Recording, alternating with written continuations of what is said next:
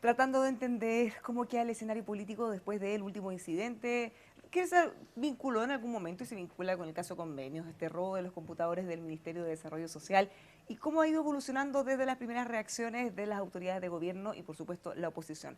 ¿Qué va a pasar? ¿En qué estamos? Lo vamos a conversar con Max Colodro, analista político, académico también de la Universidad Adolfo Ibáñez. ¿Cómo estás, Max? Muy Bienvenido. bien, Bárbara, buenos días. Bueno, llamativo el episodio. Muy llamativo, por decirlo menos. ¿En qué estamos? ¿Qué le parecen las primeras reacciones del gobierno? A algunos les llamaba la atención que desde muy temprano ya hablaban de una persecución política y lo llevaron de hecho a esa arena. A mí me parece todo el incidente muy extraño. Creo que hay cosas que es imprescindible aclarar, que queden relativamente clarificadas antes de hacer un juicio de fondo sobre lo que está pasando. Pero aquí hay cuestiones que en mi opinión son las más relevantes y que tengo la sensación de que todavía no se instalan como el centro de lo que debiera estar hoy en la discusión pública. Una persona que se hace pasar por un ministro de Estado, por una llamada telefónica, consigue a las 11:30 de la noche que el ministerio literalmente sea semidesvalijado por una llamada telefónica. Es decir, no hay ningún protocolo, no hay ningún chequeo de identidades, la gente puede entrar libremente diciendo que es pariente, sobrina del ministro, accede al lugar donde están los computadores. Por lo que entiendo, estos computadores estaban con cadena y las cadenas fueron forzadas para poder retirarlos. Se accede después a otro piso, al lugar donde está la caja fuerte del ministro. La caja fuerte es sacada por un grupo de personas y no hay nadie en el ministerio, entre los funcionarios públicos y entre el equipo de seguridad contratado de una empresa privada que detecte o anticipe o sospeche siquiera que esto es una anomalía y que estas cosas no pueden prosperar ni llevarse adelante. Entonces, esa situación, creo que la vulnerabilidad del Estado finalmente, la vulnerabilidad de una repartición tan importante como es un ministerio, y en el contexto además de un ministerio y de un ministro que está siendo investigado porque ha habido transferencia de fondos desde este ministerio y desde algunas seremías del ministerio a fundaciones irregulares que, O sea, ese es el punto. No es que aparentemente cualquier están con ministerio. problemas de malversación de fondos. No es cualquier ministerio, Exacto, y no no es son el cualquier momento computador cualquiera. y no es cualquier caja fuerte, porque es una caja que ya sabemos hasta ahora que tenía información súper sensible para la investigación, tenía las boletas de garantía de estos convenios que están cuestionados.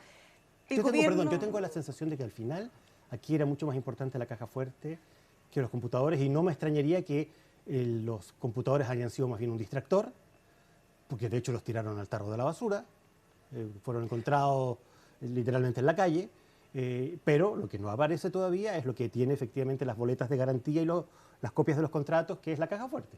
ahora, uno se preguntará medio escéptico, ¿para qué podría querer una persona desde la cárcel, o sea, quien sea estos computadores específicos que además pues votaron? ¿Para qué podía querer y cómo podía saber dónde estaba también esta caja fuerte específica con Bueno, esta eso es información tan parte de sensible? las cosas extrañas e insólitas que las personas que aparentemente armaron este robo y que lo dirigieron desde fuera del ministerio, incluso desde la cárcel, tenían información muy exacta y muy precisa de dónde estaba cada cosa, en qué piso estaban los computadores, en qué oficinas, dónde estaba la caja fuerte, entonces, dónde había un Napoleón para poder romper las cadenas.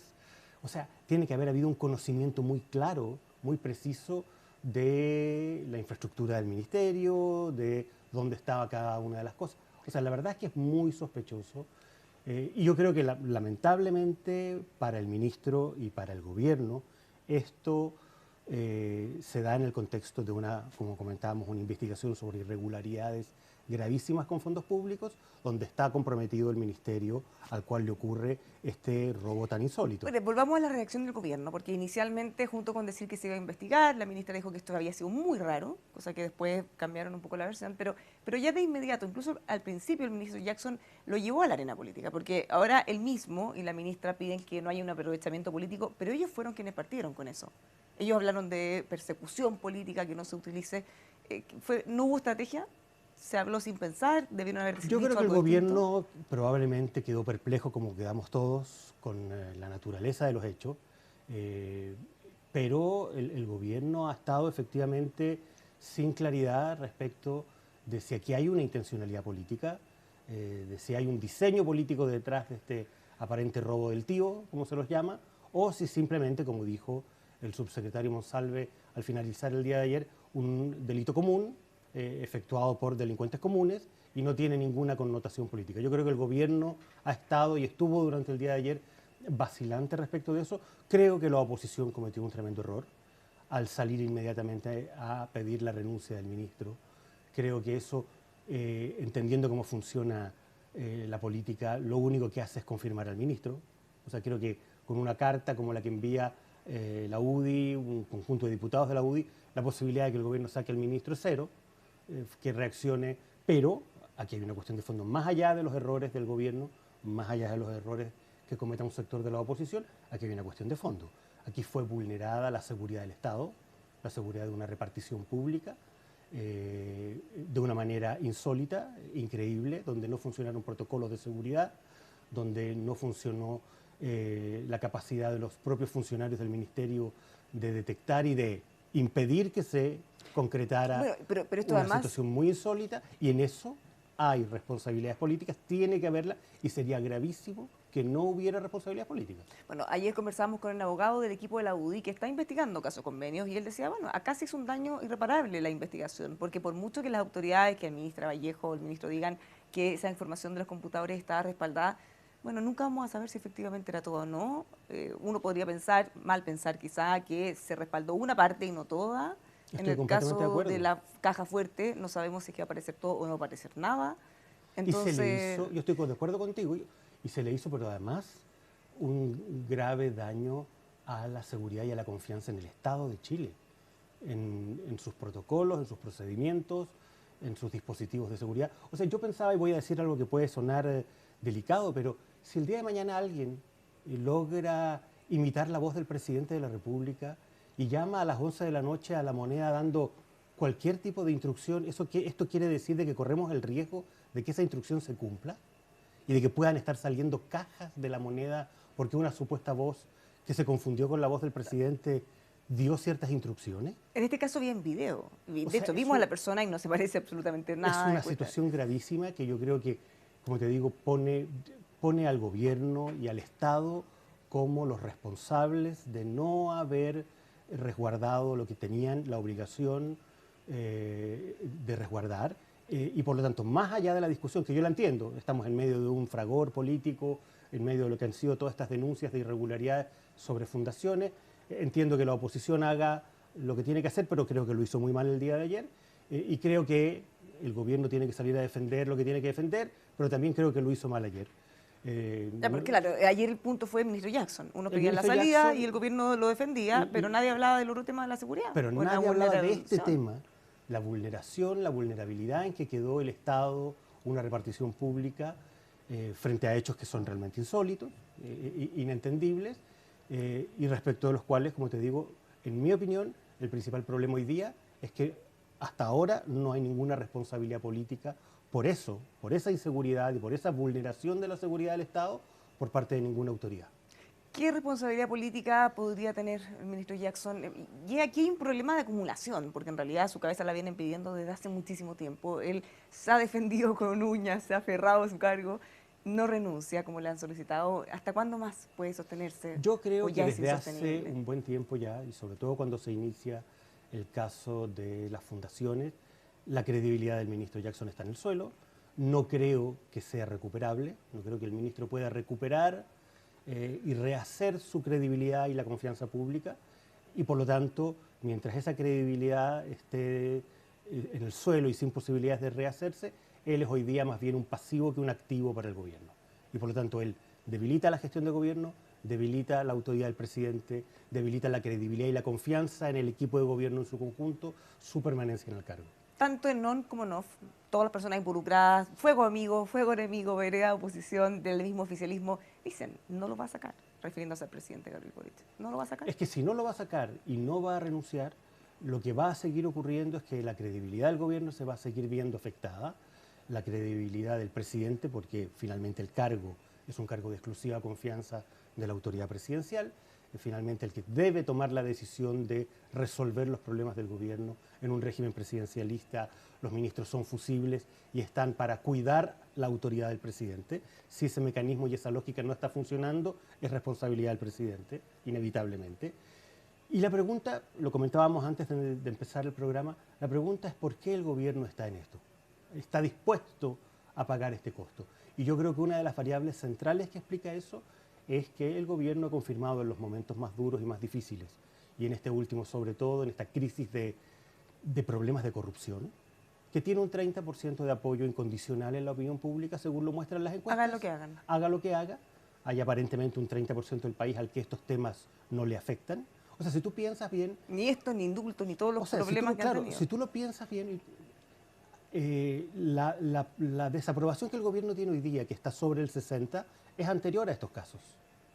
Y la aprobación que el gobierno tiene en torno al 30 es anterior a estos casos. Es decir, los casos de corrupción y el problema de las fundaciones, y ahora este probablemente, no están afectando ni la desaprobación sustantivamente, ni la desaprobación significativamente. Entonces, yo creo que el gobierno ve eso hoy día también como un activo político, un piso mínimo que le permite seguir a flote y que le permite eventualmente proyectarse en términos de gestión, tratar de hacer el mínimo, sabe que no va a poder sacar la reforma tributaria que quiere, pero eventualmente puede tener algo en un pacto fiscal, sabe que no va a poder sacar la reforma previsional que quiere, pero eventualmente va a poder obtener algunas cosas y hasta ahí llega. Ya, pero ¿qué significa que se aferre ese 30%? Porque si es incombustible, entonces, bueno, nunca van a sacar al ministro Jackson ni nada que les pueda generar un daño porque piensan que, bueno, no vamos a subirlo tampoco de todas maneras. Yo creo que esa lógica, salvo que la lógica empiece a cambiar, que los números empiecen a decir otra cosa y que eventualmente otras circunstancias y otros hechos empiecen a modificar esa realidad, pero como hasta ahora esa realidad no se ha modificado, no ha sido modificada, yo creo que el gobierno está apostando a eso, a que finalmente esta estabilidad es un activo político y por lo tanto puede maniobrar todavía y puede darse ciertos gustos, como mantener a un ministro con los niveles de desaprobación y de desacreditación que tiene hoy el ministro Jackson. Le preguntaban ayer al presidente Boric qué le parece si uno de los principales activos del gobierno y del mismo como presidente, que era la prioridad con estos casos, se veía empañada, y el presidente decía que en ningún caso, porque lo que ellos habían prometido, en el fondo lo que representan, es una forma distinta de reaccionar frente a este problema y que lo han hecho. ¿Qué tan así es? Porque uno ve, por ejemplo, cuando inició Caso Convenios, lo que había dicho el presidente de Revolución Democrática, todo lo que había dicho fue desacreditado y terminó siendo no falso, no exacto. Y así han tenido que cambiar muchas veces las versiones. ¿Reaccionaron realmente tan así como ellos decían o no? ¿O se instala esa percepción porque ellos lo dicen? Yo estoy más bien en desacuerdo con esa percepción. Yo creo que aquí lo que ha ido quedando en evidencia es que más allá de un caso, de dos casos, de tres casos, cuando tienes una multiplicación de situaciones y operan todas en la misma lógica, quiere decir que hay un esquema, un mecanismo, como se lo llama. Del mismo partido. Y que cuando eso ocurre, cuando estás frente a un mecanismo o a un esquema, es porque alguien tomó una decisión política de que la cosa se hiciera y se hiciera siempre de la misma forma.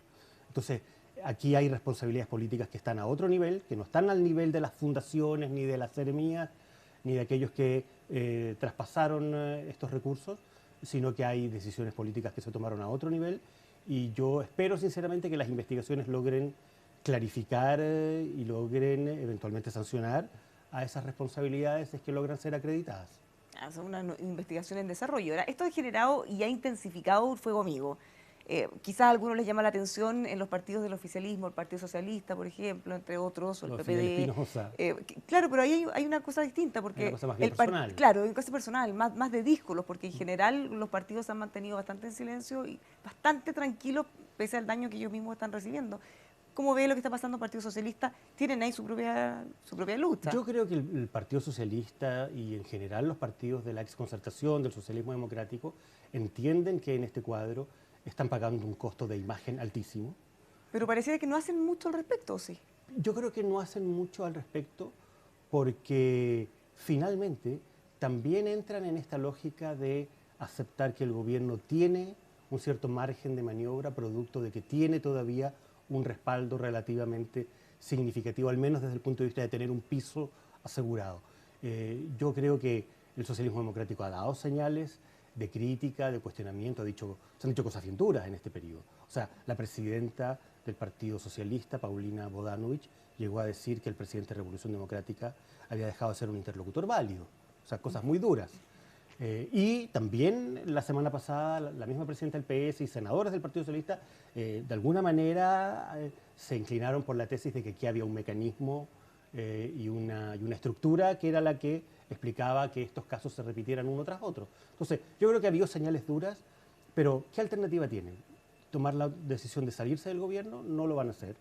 Queda todavía mucho tiempo, 2 años y medio es mucho tiempo, y el poder tiene sus privilegios y sus beneficios, y por lo tanto abandonar el barco tan anticipadamente no creo que esté dentro de las opciones. Alguien que no tiene ese problema del senador es Felipe Espinosa. Y él Exactamente. se ha dado el gusto quizá o ha hecho lo que imagino- considera que es correcto, denunciando con mucha fuerza. Me imagino también que debe haber sectores del socialismo democrático o incluso del propio Prueba de Dignidad que están tratando de convencer al presidente de que tiene que reaccionar y que el gobierno no puede no reaccionar y no ejercer responsabilidades políticas ante hechos como los que acabamos de conocer el día de ayer. Pero el presidente está fuera de Chile y todavía no ha tomado ninguna decisión sobre esto. Yo, en lo personal, creo que la presión se va a ir haciendo cada vez más dura, pero no tengo la certeza de que el presidente vaya a remover a Jackson y de que el ministro Jackson vaya a tomar por sí solo la decisión de renunciar. Es una persona que es el niño símbolo de una generación y de un proyecto político, que es cierto, tuvo una derrota enorme, estruendosa en el plebiscito del 4 de septiembre y después reafirmada el 7 de mayo, pero yo creo que precisamente por eso es tan difícil, porque terminar sacando a Jackson al año y medio de gestión es finalmente ponerle la lápida al proyecto político que esta generación representaba. Ahora, Fidel Espinosa ha generado, le genera ruido al gobierno, pero también ha generado, ha tensionado las relaciones entre partidos del oficialismo. Sin La duda. diputada Orsini fue muy dura ayer Sí. en una declaración donde lo trataba términos casi antidemocráticos, cosa que después tuvo que defender la presidenta del Partido Socialista, porque en el fondo lo que pide la diputada es hagan algo con él, que no le salga impune hacer todo esto. ¿Cómo ve ese ruido? Yo creo que ese ruido va a seguir presente y va a seguir probablemente aumentando en la medida en que el gobierno no se haga cargo de los problemas y en la medida en que sigan apareciendo antecedentes. El caso Claro, pero ante la Coimas está en pleno ciudadanía, desarrollo. ante la ciudadanía, más que pedirle al senador que denuncie que se calle, en el fondo alguien pediría, ojalá puedan abordar esto más rápido. Bueno, yo creo que ese es el problema. Yo creo que el problema de lo que hemos estado viendo en materia del caso Fundaciones y ahora sobre todo en materia de la vulneración, yo lo asumo desde esa perspectiva, la vulneración de la seguridad de un ministerio tan importante como, o de cualquier ministerio, pero en este caso un ministerio que está siendo indagado, producto precisamente del caso Coimas. Bueno, yo creo que alguien tiene que asumir una responsabilidad política. Sería gravísimo que una situación como esta, de esta naturaleza, de esta envergadura, tan inverosímil como llegar a pensar que por una llamada telefónica de alguien que cree que la persona que está del otro lado del teléfono es el ministro, se pueden tomar dentro del ministerio las decisiones que se tomaron. ¿Qué tipo de responsabilidad? Porque desde el gobierno dijeron, bueno, esto fue un caso, un robo común, se multó a la empresa de seguridad. Bueno, va a depender también de cuáles son las señales que emite la opinión pública, de cómo hace la pega la oposición, si la hace bien o la hace mal. La oposición la ha estado haciendo mal, lo hizo muy mal la semana pasada, a mi juicio, con la acusación constitucional en contra del ministro Ávila.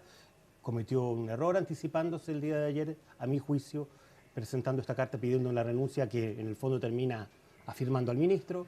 Entonces, yo creo que la oposición también tiene que hacer una pega de mejor manera, más prolija, más reflexiva, más moderada en algunas cosas, si es que quiere lograr los objetivos que pretende. Salvo, y también yo ayer en un momento dije, a lo mejor lo que la oposición quiere es afirmar al ministro, porque sabe que... Es un pasivo que no, claro, y le va a seguir dando problemas al gobierno. Mientras siga en el gobierno, esto le va a seguir generando costos muy altos al presidente y a la gestión global del Ejecutivo, y que a lo mejor lo que quieren es precisamente afirmarlo.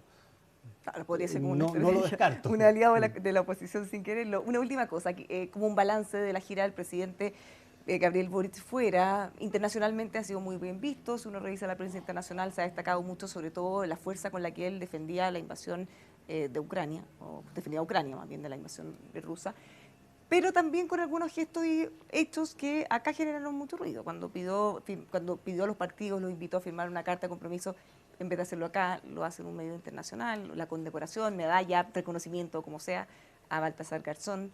Yo creo que está haciendo una gira con luces y sombras, Creo que hay cosas positivas, creo que el presidente ha puesto un énfasis, ha buscado poner un énfasis importante en materias comerciales, de búsqueda de inversión. Contraria a las cosas que decía Sí, antes. contraria a las cosas que decía. Yo creo que esa es la parte que yo al menos más valoro. El reconocimiento a los 30 años me parece importante, al rol del sector privado en el desarrollo. O sea, señales que efectivamente nos habrían sorprendido hasta hace muy poco, pero que ahora en este contexto el presidente logra sacar adelante y me parecen señales positivas. En lo personal me complica un poco más el énfasis en los 50 años. Creo que entiendo que afuera es un tema muy sensible, particularmente en Europa y en algunos países, sobre todo del viejo continente, pero es una señal que hacia acá y hacia lo que vamos a conmemorar ahora en en un mes y medio más, es una señal compleja.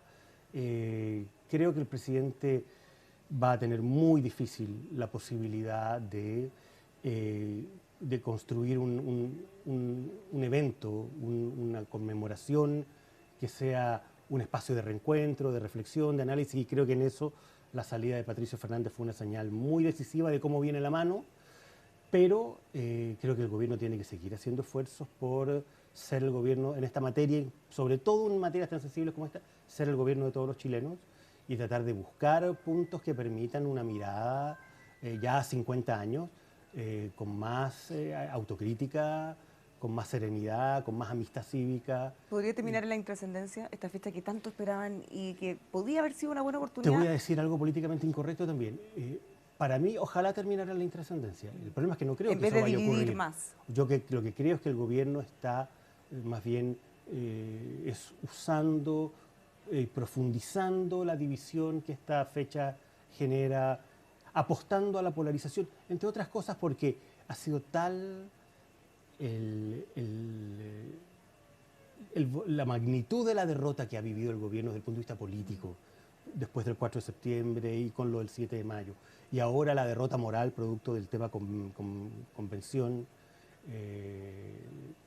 Entonces, la verdad, creo que el cuadro para el gobierno es tan difícil que lo único que le queda es tratar de extremar, polarizar con el tema del reivindicar el tema del golpe, pero creo que eso al final puede que ayude al gobierno a pasar un bache y un momento malo, pero siento que para el conjunto de la sociedad chilena y para el presente y el futuro es una señal muy negativa. Puede ser un costo alto. Sin duda. Max, muchísimas gracias por conversar con nosotros. Gracias a ti, Fue Bárbara. súper interesante, como siempre. En estos días tan movidos vamos a seguir cubriendo todas estas noticias, por supuesto, aquí en emol.com.